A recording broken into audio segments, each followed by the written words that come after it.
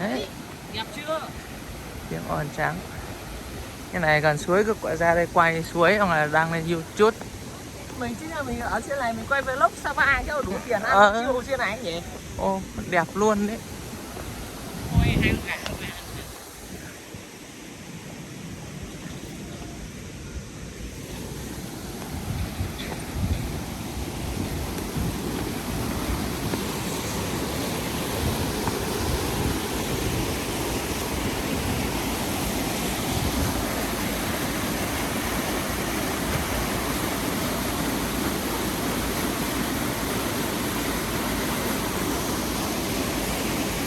Tiếng ồn trắng luôn.